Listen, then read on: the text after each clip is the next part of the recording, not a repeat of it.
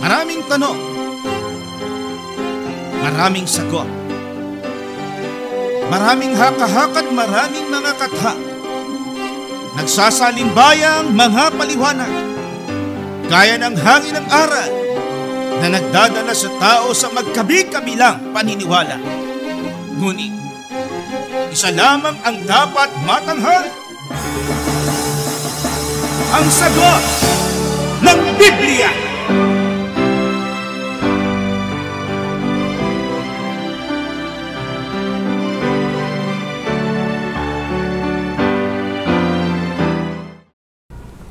Gaya po ng inyong narinig, mga giliw naming taga-subaybay, sa palatuntunan ito na ang kabanal-banalan, ang bahagi pong ito ng ating programa ay pinamagatan po nating ang sagot ng Biblia. Welcome po muli sa ating portion na pinamagatang ang sagot ng Biblia. Tayo na po ay nasa tail end ng taong ito. At tayo nagpapasalamat sa patuloy niyong pagsubaybay sa ating palatuntunan. Sa mga bago nating mga taga-subaybay, muli po naming ipinag-aanyaya ang inyong partisipasyon dito po sa ating pagtalakay sa segment na ito ng pangkalahatang programang pinamagatang ang kabanal-banalan. Ang tawag po dito ay ang sagot ng Biblia. Para po sa inyong kabatiran, ibig din namin i-share sa inyo yung pong iba nating mga schedules, ibang programs under this umbrella program na ang kabanal-banalan. Every Saturday po naman, DWBL 12:42 sa talapihitang pang AM ay mapakikinggan po tayo Monday to Friday 7:30 to 8, 6 to 6:30 naman sa ating social media pages.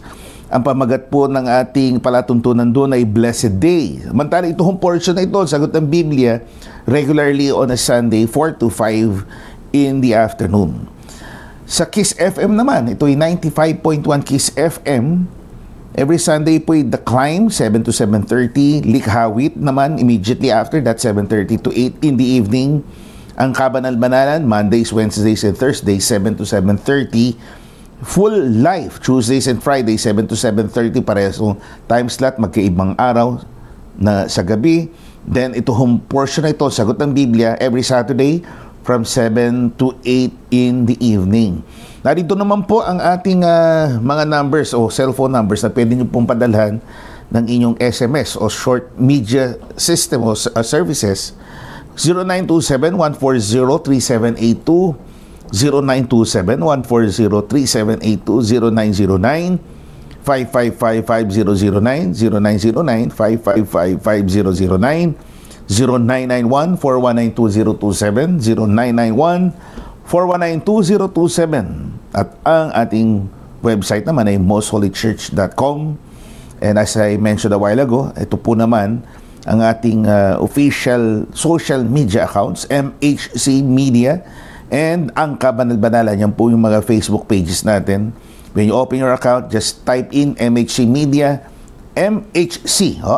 And yung pong ang Kabanal-Banalan. Sa YouTube naman, The Most Holy Church sa ating YouTube channel. Doon sa mga pages na yan, pwede ho kayo mag-post ng comments. Of course, i-observe po natin yung community standards o yung kinakailangan nating pagrespeto sa ating kapwa nagko-comment. And of course, dito rin po sa ating palatuntunan. Ang ating punong tanggapan ay nasa Puso ng Maynila, number 688 Rahabago Street, Gagalangin, Tondo, Manila. Kami po ang inyong mga lingkod at kapatid na Gabriel, Brother George Quirino.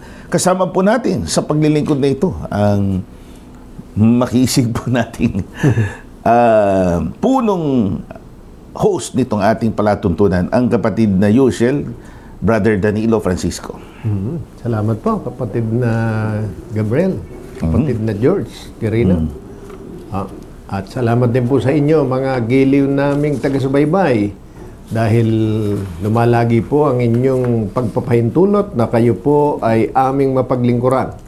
Siyempre, pinasalamatan natin ng Diyos sa pagbibigay ng pagkakataon na ang inyong mga tanong ay masagot sa pamamagitan ng Biblia.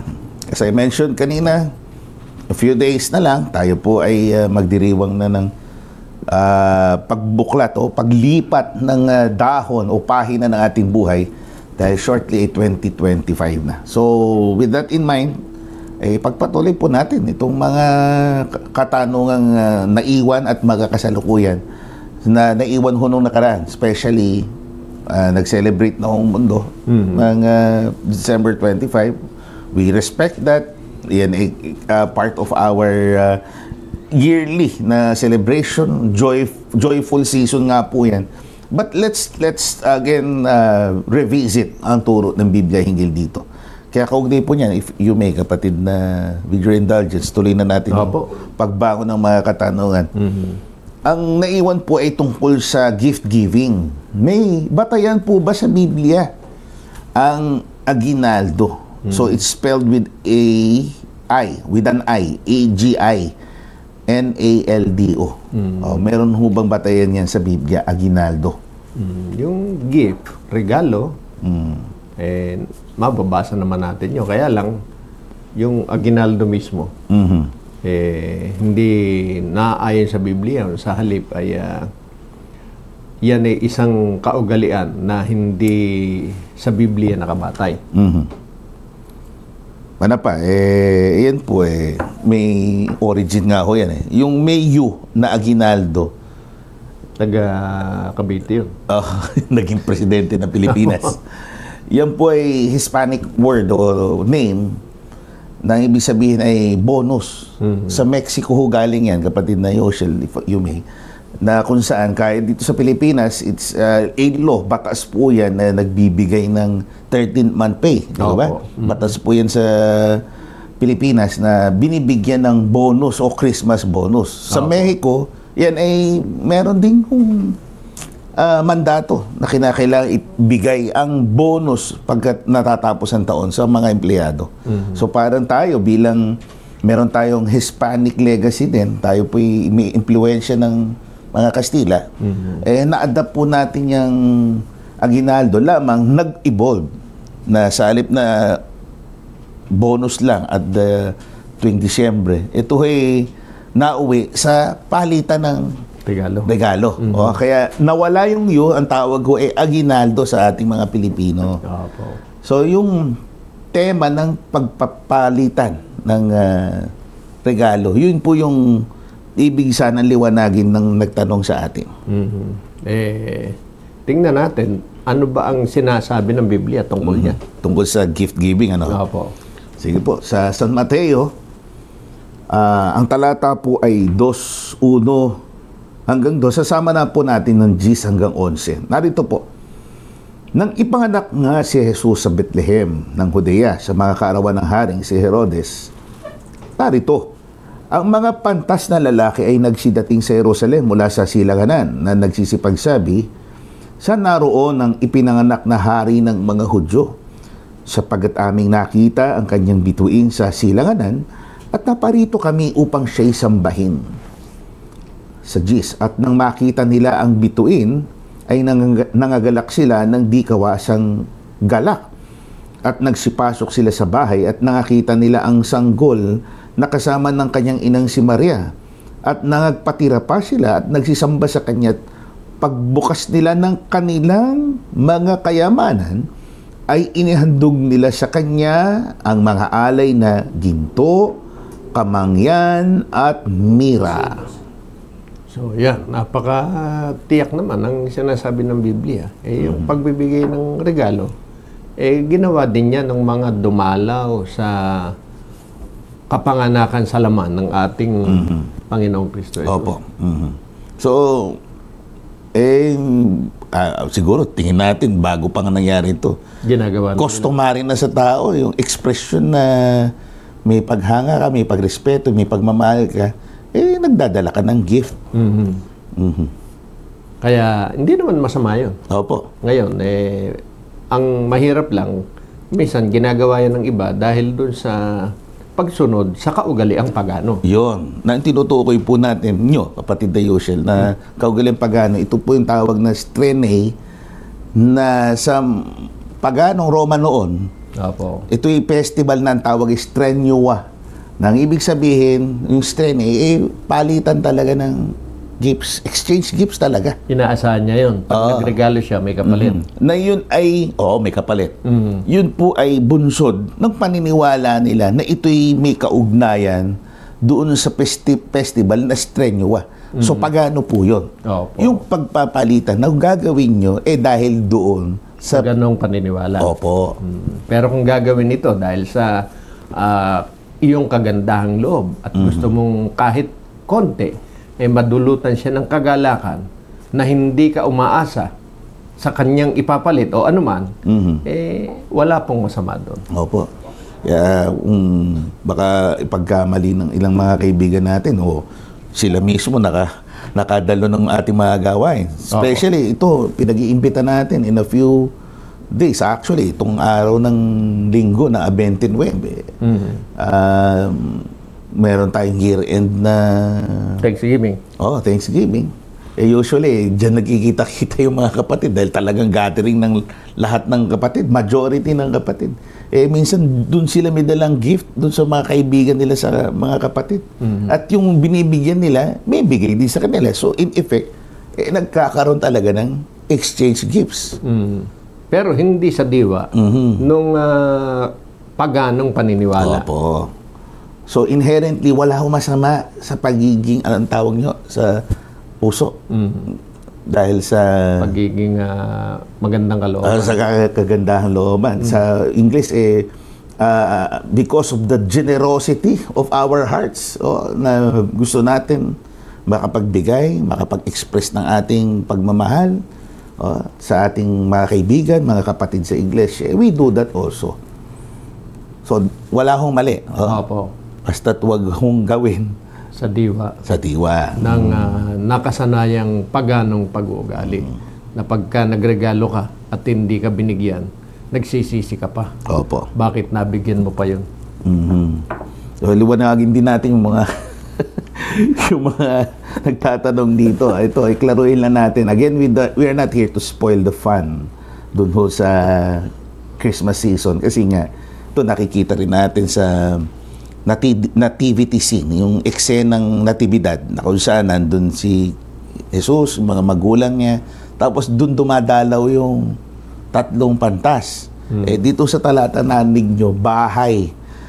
Pumasok sa bahay.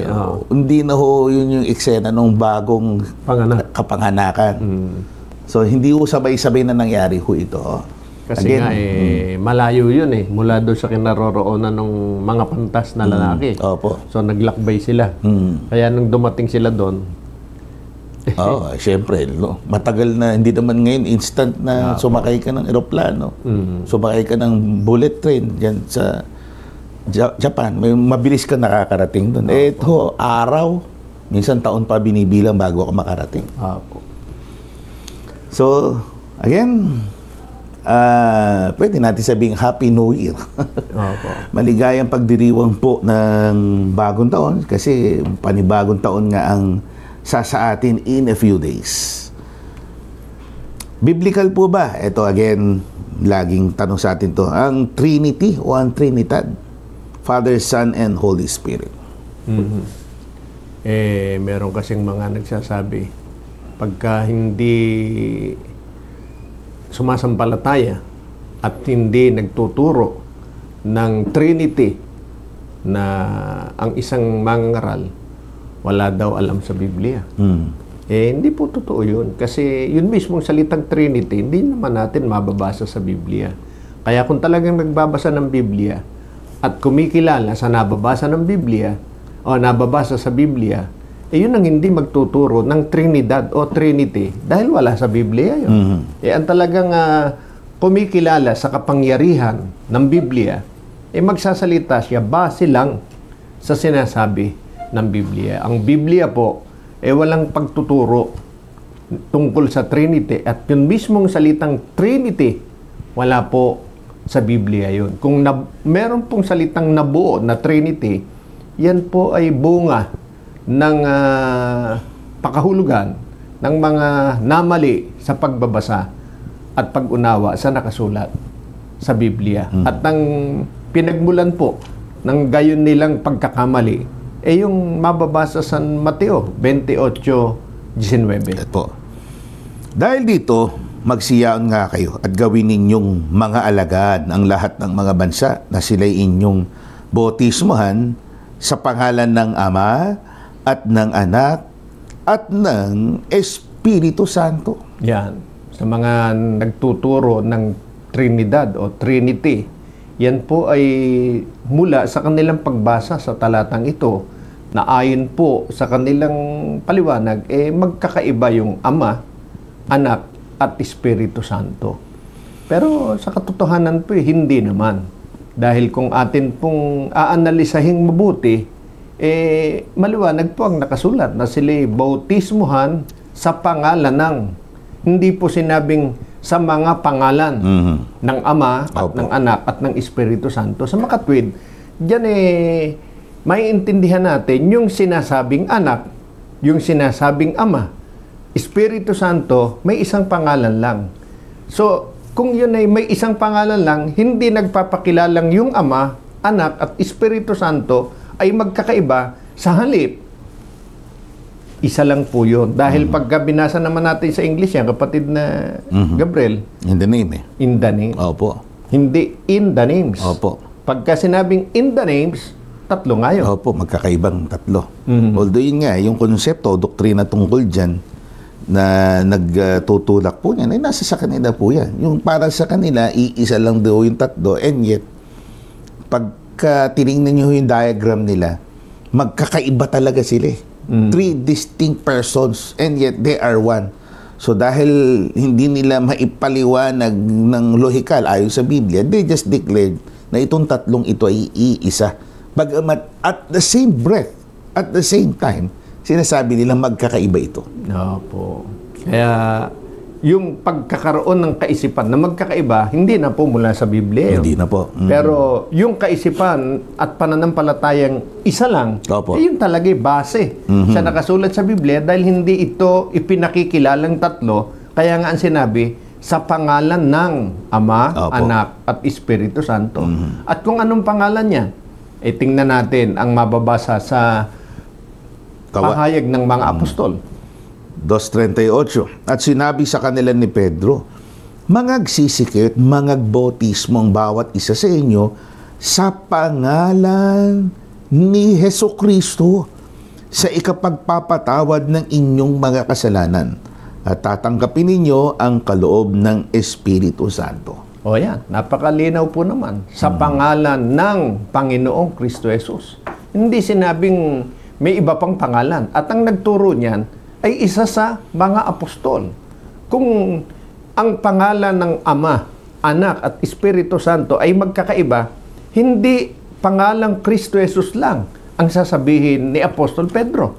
Pero dahil yun ang kanyang sinabi, siya ay sumasampalataya at sinunod niya ang tuwirang ibinili ng Panginoong Kristo Jesus na tamang pagbabautismo sa isang pangalan lang. Nangangahulugan yung Ama, Anak, Espiritu Santo, hindi po tumutukoy sa tatlo, kundi sa isa na walang iba, kundi ang Panginoong Kristo Jesus na pumarito sa sanlibutan. Kasi kung magkakontra ho yan, hindi yan nasulat o kaya nasansala na si Apostol yung apostol na nagsalita dito sa 2:38, si Pedro. Na kung iba, kontra dun sa sinabi mismo ni Kristo, nasansala na nga siya. So, i-referido talaga sa isa lang yan. No? When Christ himself mentioned about yung Ama, Anak, Espiritu Santo, isa lang talagang tinutukoy. Hindi po ito doktrina tungkol sa Trinidad, kundi ito'y tungkol sa iisang Diyos lamang. Opo. Manapa, yun nagpapatibay na talagang yung iniisip ng ibang tatlo ay nagpapatibay na talagang isa lang yun. Hindi nagpapatibay na tatlo sila. Opo. Yung Mateo 28:19. At hindi maaari talagang maging magkakaiba yun dahil sabi ni Apostol Pablo, hindi maraming Ama, hindi maraming Diyos. Opo. Basahin natin. Efeso 4:6. Ito po, isang apostol ulit. Isang Diyos at Ama ng lahat na siyang sumasa ibabaw sa lahat at sumasa lahat at nasa lahat. Yan. Hindi pwedeng ang Diyos higit sa isa. Yung Ama, Diyos. Yung Anak, Diyos. Yung Espiritu Santo, Diyos. Ay, hindi ba't nangangahulog ang lumalabag yun sa sinabi ni Apostol Pablo na isa lang ang Ama? Opo. O, isa lang ang Diyos. Yun ang ating Ama. So, hindi talaga pwede magka-kontra yun. Opo. Na-reconcile po yan. Sa masusing pagtingin ng kasulatan, hindi po nagtuturo ng ibang Diyos. Opo. May bukod na anak. Oo, may nakilala tayong anak, pero siya din yun. Dahil siya nga mismo nagsalita, ako at ang amay iisa, referring to the same person. Although dun sa Biblia ang gamit natin, nagbago ng konti. Meron tayong ginagamit na English. Merong version ngayon na hindi na lumalabas. One person. Referring to one person only. Ika nga, ito ay ang Diyos mismo, ang amang Diyos. I and the Father are one person. So, tulungan po tayo ng ating Panginoon, ng Diyos, na masampalatayanan po yan. So, tayo po ay karoon muna ng kaunting break. Ano? Pakinggan po natin ang tinig ng isa pong muli na isang major mover ng ministeryo ng musika. Ang ating tinutukoy, si Sister Delia Vashniam na Diana Valerio, Batak of Agape Choir. Sa kanyang unang awitin na pinamagat ng Another Chance. Pakinggan po natin si Sister Delia Vashniam.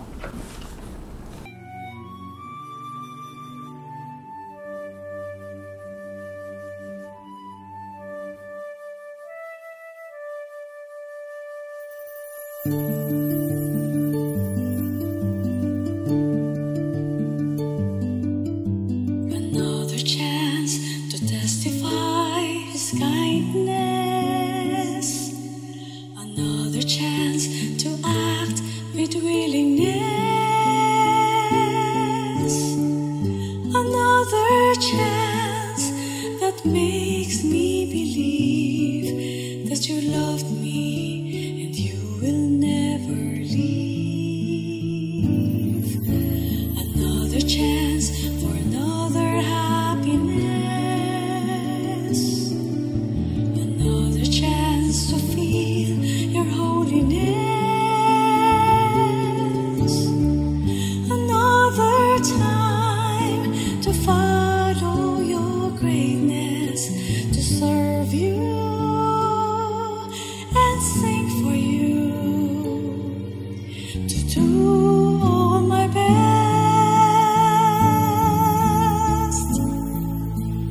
I will never waste this opportunity.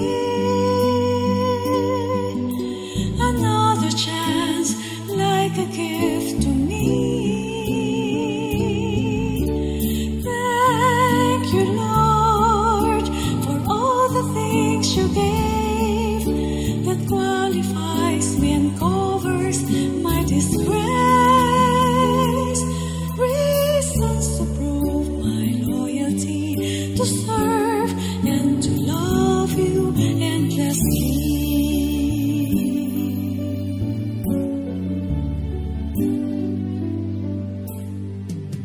Another chance for another happiness.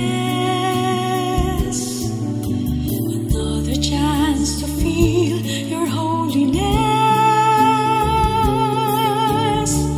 Another time to follow your greatness, to serve you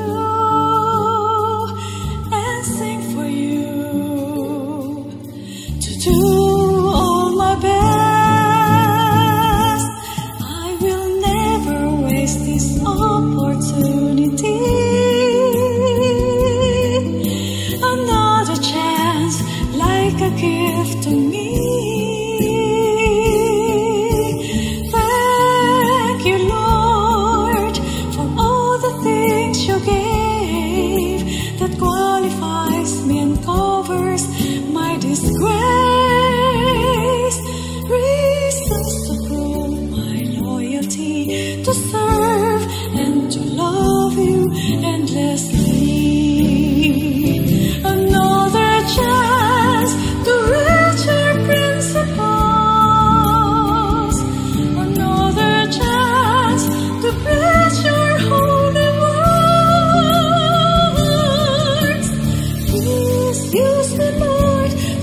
show love in the world to be acceptable to you.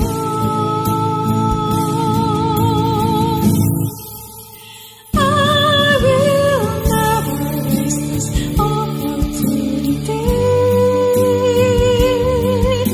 Another chance, like a gift to me.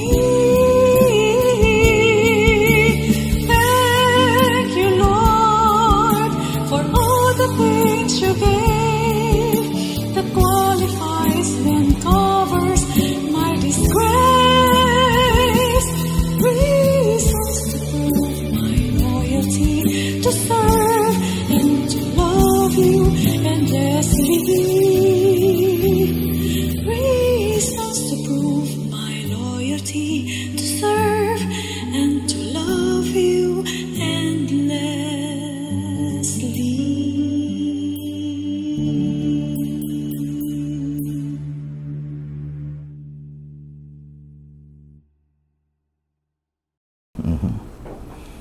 Thank you for that wonderful song, Another Chance, Sister Delia Vashni. So, moving on, ano po ang ibig sabihin ng nakasulat niya sa Marcos 13:14, kapatid na Yushel? Basahin muna natin kung ano nakasulat doon. Makikita ninyo ang kalapastangan ng walang pangalawa na nakatayo sa dakong di dapat kalagyan nito. In parenthesis, unawain ito ng bumabasa. At kung ito'y mangyari na, dapat nang tumakas sa kabundukan ang mga nasa Judea. Oh, yan. Napakalinaw yan. May mga tao na kaagad tinitiyak kung saan ito mangyayari. Sigurado ito'y sa Jerusalem. Kasi pag nangyari ikanya ito, tumakas na yung nasa Judea. Yan ang syudad ng Hudya, yung Jerusalem. Tumakas na sila kasi darating yung pangyayaring ito na walang pangalawang kalapastanganan. Ibig sabihin Walang katulad. walang una, walang kasunod. Talagang natatangi ito. Kaya Opo. lang natatanging kalapastanganan. Kasuklam-suklam. Opo. At ito'y darating tiyak dahil siyang nasusulat sa Biblia. Alam po ninyo, ito'y sinabi ni San Marcos. Pero ito'y sinabi na nung una pa, bago pa ang panahon ng pagkakatawan tao ng Panginoong Kristo Jesus sa pahayag o sulat ni Propeta Daniel. Opo, dito sa 9:27 Tagalog Popular Version. Ang pinunong ito'y gagawa ng isang matibay na pakikipagkasundo sa makapal na tao sa loob ng 7 taon. Pagkaraan ng 3 taon at kalahati, pipigilin niya ang paghahandog. Itataas niya sa templo ang kalapastangan ng walang kapantay at mananatili siya roon hanggang sa ang naglagay sa kanya ay parusahan ng Diyos ayon sa itinakda sa kanya. Yan. Merong pangyayari na kung tawagin kalapastangan ng walang pangalawa, sabi sa San Marcos. Pero sa Daniel, kalapastangan ng walang kapantay. So, iisa rin ang tinutukoy. Opo. At ito po ay mangyayari pagka dumating na yung magpapatibay ng tipan na magkakaroon ng pagkakasundo. Ang tinutukoy dito ay ang Hudyo at saka ang mga Hintil. Opo. Kaya alam naman natin ang mga Hudyo kaaway ng lahat ng hindi nila kapwa Hudyo hanggang sa kasalukuyang Opo. panahon. Pero darating ang panahon, magkakasundo yan. Ang maggagawa ng tipan, itong lilitaw. Naggagawa ng paglapas ng walang kapantay. Opo. Ayon po sa sinasabi ng Biblia, kung kailan yan yung panahon na malapit na ang wakas. At pagka bibilangin natin kung gaano kalapit, maliwanag ang sinasabi. Yun po sa loob ng 1 linggo o Opo, 7 araw. 7 araw. Na pagka po tiniyak natin, ano ang kahulugan nun? 7 taon. Opo. 7 taon bago ang wakas. Ang wakas na tinutukoy, wakas nung nagsugo sa kanya. Opo. Sa makatwid ay wakas ng dyablo. Wakas ng kapangyarihan. Opo. So, 7 years bago dumating ang wakas na yon, ang tinutukoy yung panahon ng pagparito ng Panginoon. 7 years bago dumating ang Panginoong Kristo Jesus, na wakas nung nagsugo sa Kanya, titindig itong gagawa ng walang kapantay na kalapastanganan. Pero, kailan ang tiyak na panahon na gagawin niya yung kalapastangan ng walang kapantay? Hindi dun sa pasimulan ng 7 years. Kundi, matatapos muna yung 3.5 years. At pagka nagsimula na yung panibagong 3.5 years, bago yung pagdating ni Kristo, doon na siya titindig at gagawa ng kalapastangan ng walang kapantay. So, yun yung timeline na binabanggit. This is a timeline prior sa pagparito ni Kristo. No? Opo. So, yung gagawin niya, merong parang treaty. Treaty, tratado, kasunduan, valid for 7 years, ika nga. Opo. Pero sa kalagitnaan, yung pinagkasundungan niya mga Hudyo, mga Hintil, which is sa paningin ng marami, quite impossible, laging nag-aaway. Pero magagawa niya. Magagawa niya using, di natin alam exactly, probably political, religious influence. But he will make it happen. Dun sa simula nung tratado na yun, talaga mapagkakasundo niya. So, yung volatility ng lugar, mapapahinto. Yung kaguluhan doon. Pero, sa kalagitnaan ng kasunduan na yun, may kakaiba na mangyayari. At tawag doon kalapastanganan. Kalapastanganan. Sa wikang English, abomination. Na kung saan ay yung kalapastanganan talaga sa Diyos ay mahayag. Kasi yung unang kasunduan, okay, harmonious tayo dito, maayos tayo magsasama. Pero doon sa kalagitnaan na yun, yung lapastangan na gagawin niya, yung binabagi sa ibang mga talata na kung saan, papakilala na talaga siyang Diyos. Basahin natin yun. Sa pangalawang Thessalonica. Opo. 2, 3, hanggang 4. Linawin natin ito, mga kaibigan, kasi it will happen. Ito mangyayari. Especially now, there is a continuing conflict between Hezbollah and Israel at naggumigiri din siyempre ang mga Arab nations. Primarily, sila po'y Islam. Ito, nakasulat, mangyayari po ito. Huwag kayong padaya kanino man sa anumang paraan sapagkat ito'y hindi darating. Maliban ang dumating muna. Medyo muna ho kasi yan. Sa English, first. Dumating muna ang pagtaliwakas at mahayag ang taong makasalanan, ang anak ng kapahamakan na sumasalangsang at nagmamataas laban sa lahat na tinatawag na Diyos o sinasamba. Ito na yung kalapastanganan. Ano pat siya'y nauupo sa templo ng Diyos, na siya'y nagtatanyag sa kanyang sarili na tulad sa Diyos. Yun ang kalapastangan ng walang kapantay. Kasi ngayon, ang claim ng iba, medyo mild. Talagang, anak lang siya ng Diyos. Anak ako ng Diyos, pwede kong pahintuin ng lindol. Ganun, mga ginagawa ng iba. Di ba? Pero, yan nadidismiss lang natin as mere, yan paniniwala niya. Minsan sinasabi nila, delusions of a false teacher, nasa sa kanilang opinion yan. Kulang yan sa paligo, gano'n. Oo, gano'n. Pero itong bagay na ito, talagang malakas ang impact sa mundo. Na ang pag-upo niya, very significant, kasi hindi sa babanggit din sa talata ito kung ang epekto nito hindi mararamdaman. Talagang maraming madadaya. At maliwanag yung sinabi kanina, yung mga nasa Saudi, tumakas na. Eto na. Na kung saan, uupo talaga siya. He will declare himself as the God incarnate. Yung, yung gagayahin kay Kristo. Eto na, yung hinihintay yung pagbabalik ni Kristo, ang pangalawang pagparito. Uunahan niya yun. Yun yung malaking kalapastanganan, malaking pamumusong ang gagawin nito sapagkat ikiklaim niya na siya mismo ang Diyos. Opo. At yan po ang tinatawag ng Biblia sa Apokalipsis na 666. Kaya yan yung malaking kalapastanganan na tinutukoy sa Marcos 13:14. At sinasabi po namin ito, yan kasi ang nakasulat sa Biblia para makapaghanda rin tayo. Hindi habang panahon, ganito ang sitwasyon. Opo, masama na ang mundo, pero meron pang lalong masama na mangyayari at masasaksihan ang buong sanlibutan. Pero pagdating ng Panginoon, ang lahat ng yan ay magwawakas. Sana po ay masampalatayan ninyo ito at na makasama namin kayong naghahanda ng kalooban, ng pananampalataya sa mga bago dumating ang mga panahon yan. Ang kasunod po, kapatid na Yushel, totoo po bang sina Moises at Elias ang nakita ng tatlong alagad sa Mateo 17 at 3? Kung ang itinatanong nyo sa amin, yung nakita na parang mula sa pagiging patay, nabuhay si Moises, nabuhay si Elias, tuwid po namin sasabihin, hindi po totoong gayon. Bakit po? Yun po kasi, kung ipaliwanag ng Biblia, ay isang pangitain. So, ibig sabihin ng isang pangitain, hindi talagang pangyayari. Kundi sa pangitain, ipinakita sa kanila ang bagay na yun. Basahin natin. Sa mismo, yung talata.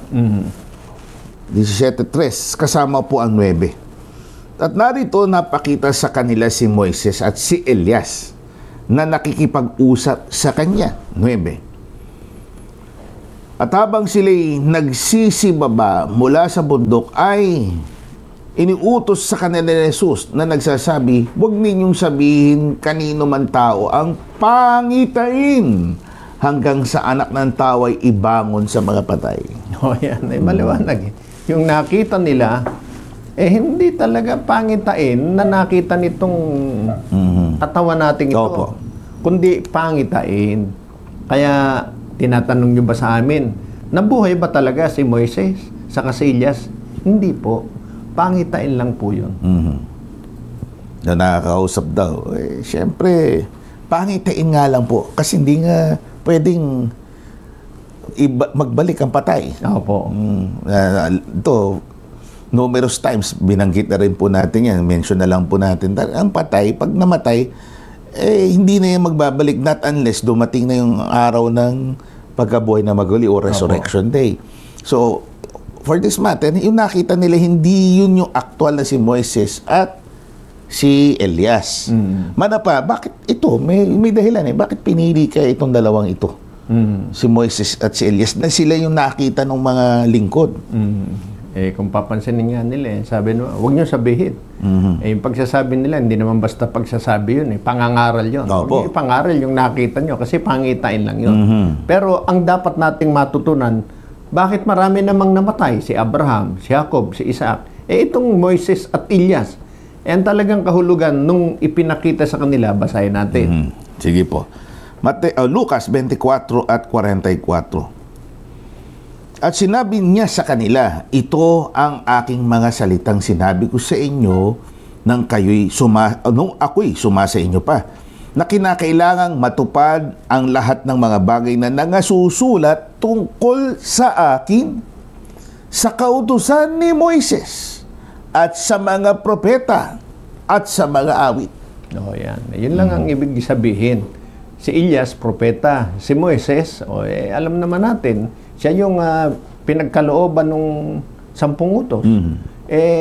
Yan din ang sinasabi ng Panginoon na mga sumulat tungkol sa Kanya. At nung makita sa pangitain, yung dalawang yon, Moises, Elias, nakikipag-usap sa Panginoon. So, diyan ay maunawa natin ang mga sinulat tungkol sa Panginoon ni Moises at ni Elias, yun talaga ang dahilan kung bakit pumarito ang Panginoong Kristo Jesus upang yaon ay magkaroon ng kaganapan. So, yun ang dahilan, no? Again, sinasabi natin, huwag nating bigyan ng ibang kahulugan yun. Klaro, yan ay isang pangitain lamang. Bakit?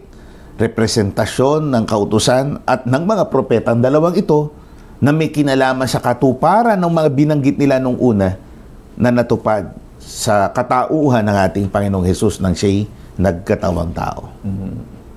Salamat po. At nakatulong nawa sa inyo, sa ating lahat ng bagay na yan. So, balikan po natin si Sister Delia Bashni sa kanyang last set, ikalawang awitin. Sabihin mo lamang, ito po ang kanyang awitin. Pakinggan natin muli si Sister Delia Bashni. Ang ikalawang awit po na aking ipaglilingkod ay pinamagatang sabihin mo lamang. Ito po ay komposisyon sa lyrics po ng aming matandang kapatid na Ebiasap or J.R. Bernabe. At ang tono naman po ay ginawa ni kapatid na Rafa. Ang awit po na ito ay tumutukoy sa pusong masunurin ng isang Kristiyano na wala tayong nanaisin kundi ang sumunod lamang sa mga nais na gawin natin ng ating Panginoon, sapagkat wala naman siyang iniutos sa atin na hindi para sa ating ikabubuti at hindi para sa kanyang ikalulugod.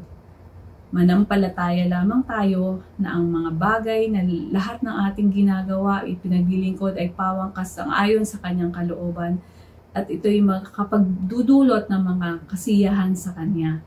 Kaya anuman pong kanyang ipag-utos, anuman pong kanyang ibilin sa atin na ating gawin, ating isapuso, ating ugaliin, isakabuhayan, ito ay ating gagawin sapagkat sinabi niya o inutos lamang niya sa atin. Kaya mga kapatid, muli nating tanggapin ang iyong abang lingkod sa awit na Sabihin Mo Lamang.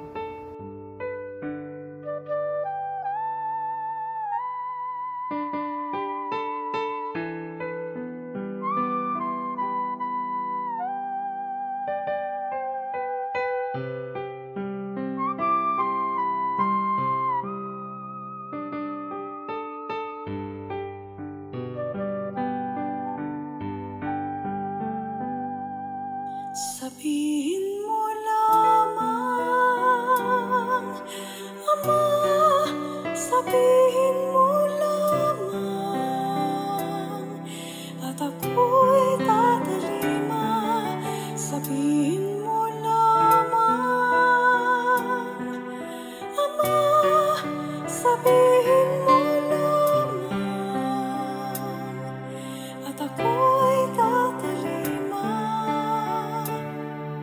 Sabihin mo lamang.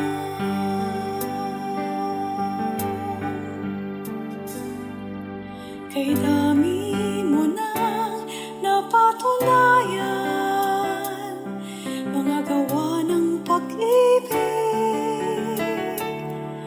para sa aming kapakanan. Pinagaling mo at binigyan ng espiritual na kalayaan. Sabihin mo lamang, Ama, sabihin mo lamang, at ako'y tatalima. Sabihin mo lamang, Ama, sabihin mo lamang, at ako'y nakahanda sa anumang iyong takda.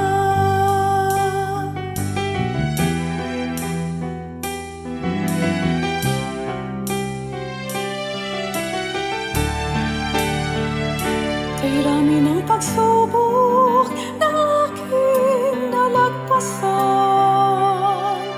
at nauunawaan na marami pang daraanan. Ngunit alam kong kamay mo'y nariyan upang ako'y alalayan sa pag-abot ng kasaktalan.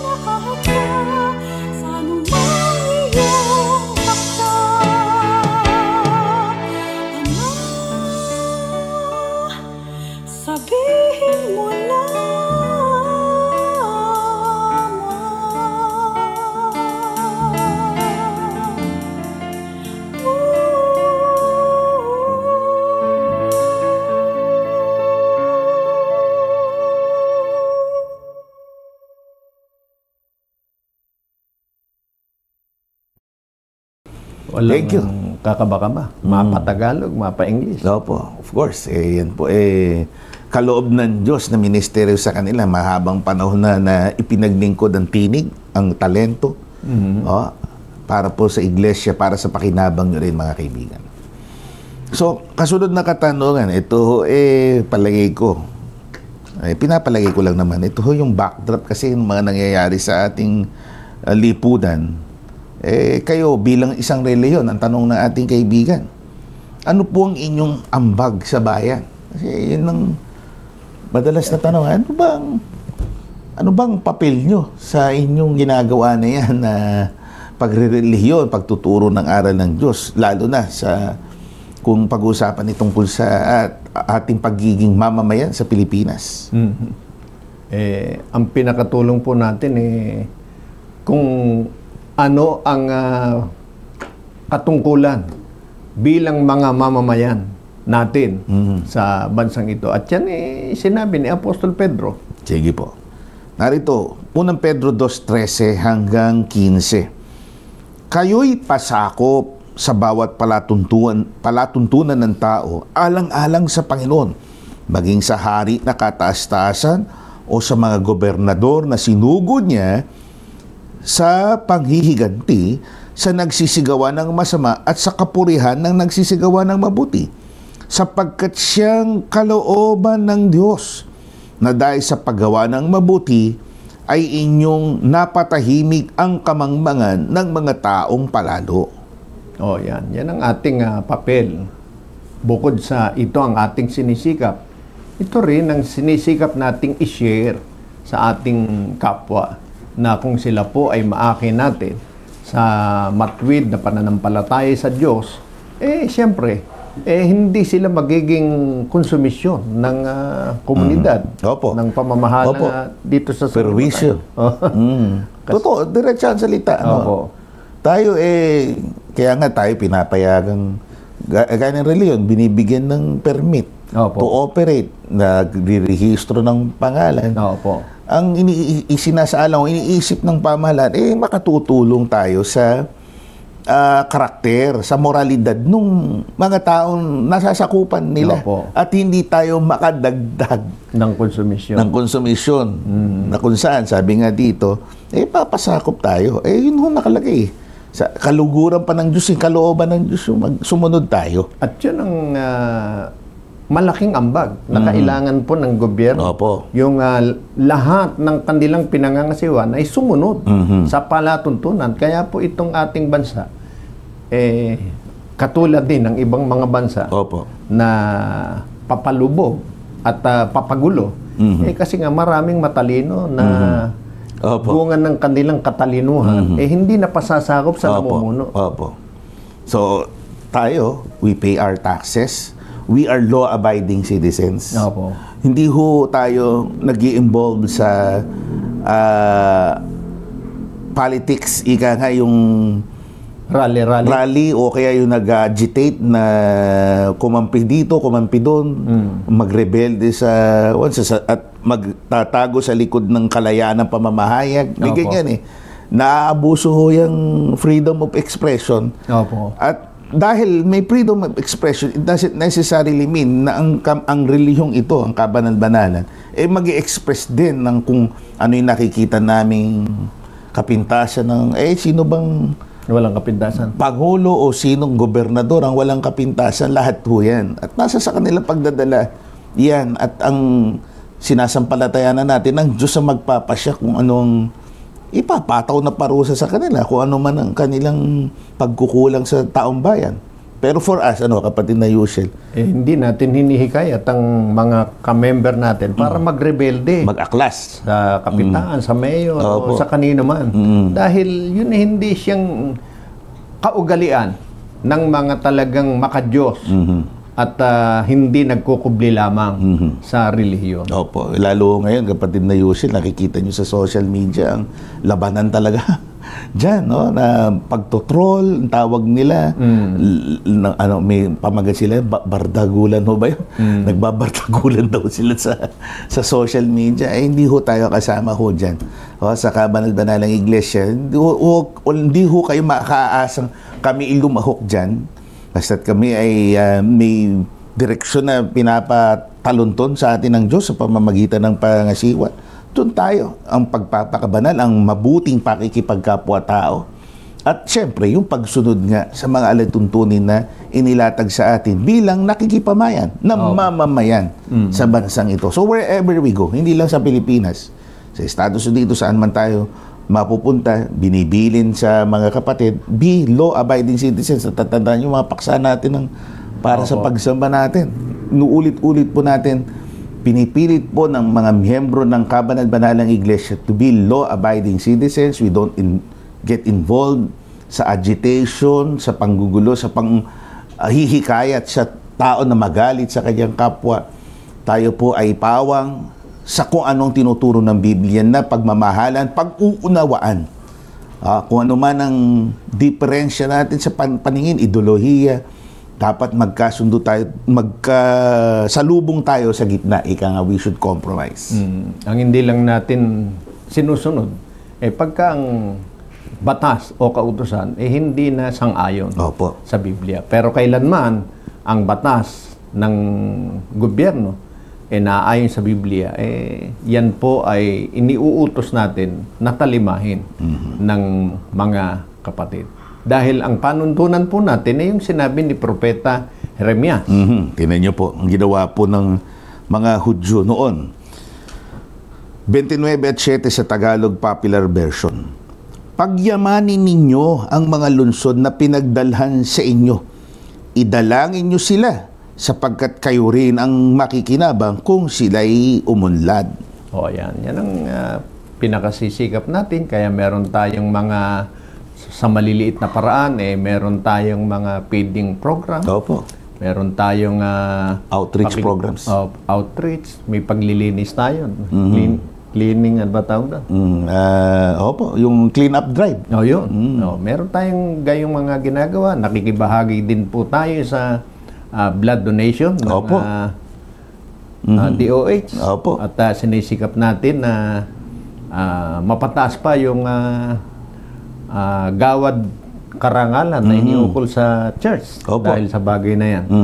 At yan po ay bunsod ng sinasabi ng Biblia na pagyamanin dahil tayo po ay isang paraan niya para maipakilala natin ang pagiging lingkod ng Diyos. Tsaka nga, may balik. Yung sinabi, may balik yan sa inyo. Kahit ba nasakop ng Babylonia, ito panahon ng Babylonian captivity. Jeremias. Kahit ba tayo naging alipin nila, tayo mamamayan na rin ng Babylonia kahit sila ay mga Israelita pa rin. Let's make the most of it na ipanalangin na sila. Dahil yung tagumpay nila, tayo rin makikinabang. Sila magpapakain sa atin, sila magbibigay ng oportunidad na panghanap buhay natin. Ganun na dapat na kaisipan natin. Okay, may nakikita tayo, nulit po natin. May nakikita tayong pintas. Sino ba ang walang kapintasan? Kaya diyan din po namin hinihikayat kahit ang hindi natin kapananampalataya dahil mahirap po kung hindi natin tatalimahin ito dahil ito ang kalooban ng Panginoon. So hanggang dito po muna at dumarako na po tayo sa mga kasunod na bahagi ng ating programa. Tayo ay nasa last episode for the year ng paglilingkod na ito. We will see you again 2025 na. So, probably, sama sa panalangin ito ang pasasalamat sa buong isang taon. Then, we're looking forward sa panibagong taong 2025 naman, kapatid na Yushel. Kaya dahil dito, mag-uukol po tayo ng pagpapasalamat sa Panginoon at panalangin, ukol po sa ating mga kapatid, maging sa inyo na mga taga-subaybay po namin. Panalangin po tayo. Panginoon naming Diyos, Ikaw na kataas-taasan, pinakamakapangyarihan ka sa lahat. Alam naming pinatnubayan mo kami at Ikaw ang nagbigay sa amin ng mga salita na iparirinig at ipinaunawa mo sa aming mga taga-subaybay. Nakikiusap kami, gawin mo itong pagpapala sa kanila, sa kanilang mga kaluluwa. Nawa, maging paraan ito para sumampalataya sa iyo at makasama namin sila sa paglilingkod na nakalulugod sa iyong pangalan. Amen. Nakikiusap din kami, patuloy mong kahabagan ang bawat isa sa amin na mapamalagian ng ganitong mga gawa, gaya ng naging patnubay mo sa amin sa buong taon nalilipas na. Nawa ay makapamalagi kami sa ganitong ministeryo. Pagpalain mo rin ang sumusubaybay sa amin. Opo. Maging paraan ito para maramdaman nila ang iyong agape sa kanilang buhay. Kung may mga suliranin, palakasin mo ang kanilang kalooban. Huwag mong pagkukulangin ng pagtitiwala sa iyo. Amen. Pagpalain mo rin ang aming tagapangasiwang pangkalahatan. Gawaran mong lagi ng iyong patnubay upang ang ganitong gawain ay maipalaganap gaya ng iyong nais sa buong sanlibutan. Amen. Nananalig kami, pinagpapala mo po kaming lahat. Ikaw ang dumirinig ng pakiusap na ito. Sa ngalan mo pong Kristo Jesus, ikaw na Diyos namin at aming tagapagligtas. Amen. So we're bidding farewell sa taong 2024 and we're welcoming in a few days ang 2025. So ulit-muli po ang laman ng aming pusang gratitude sa inyong patuloy na pagsubaybay sa palatuntunan ito. And po, my partner, syempre, ang punong host nitong ating palatuntunan. Kami po ay muling nag-express ng aming taus-pusong pasasalamat. Kami po ang inyong mga lingkod at kapatid na Gabriel. At kapatid na Yusia. Ang panalangin po naming magkakapatid sa kabanal-banalang Iglesia ng Diyos kay Kristo Jesus ay Kapwa nawa tayo, bantayan ng Panginoon sa ating paghiwalay. Mispa.